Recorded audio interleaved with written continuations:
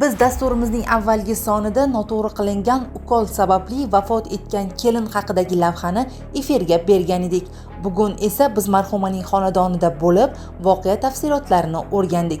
Marhuma ayolning qarindoshlarini ma'lum qilishicha, ayol tug'ilgan kunini chet elda nishonlash uchun oldindan davolanish maqsadida 5-yanvardan buyon shifokorga qatnab yurgan. Ma'lum bo'lishicha, marhumani o'sha kuni shifokor o'z uyiga olib ketgan va o'sha yerda narkoz bergani aytilmoqda. Telefon bo'ldi, opamning ishchilari opangizni mazasi bo'lmayapti, kelasizmi dedi.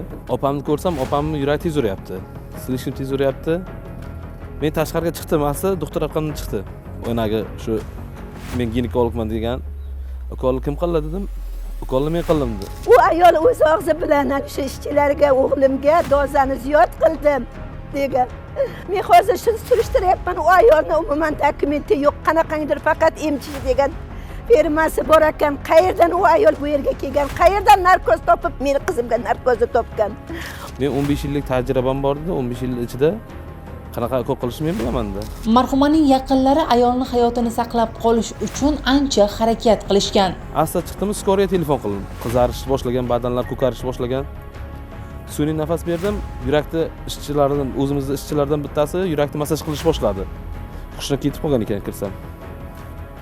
Massaj beryapmiz, natija bo'lmayapti, til tortyapti desam, til tortgan emas, til yumshoq turibdi. Bemorning ahvoli yomonlashgandan so'ng darhol Payariq tumani 1-son tibbiyot birlashmasiga olib kelishgan. Yo mashina joni uzildi, yo litsenziyada 2-etajdan tushirgan vaqtida joni uzildi. Obordim. Men bildim yo bilmadim, ko'zini anosiga qaraganda ko'zini qaroqchili уже yorilgan ekan, kattarib ketgan ekan. Biz shifokor bilan suhbatlashmoqchi bo'lib, uning ishxonasiga bordik, ammo u yerda hech kim yo'q ekan. Shifokorni topishning imkoni bo'lmadi. 3 ta farzandi orqasida chirillab yotibdi.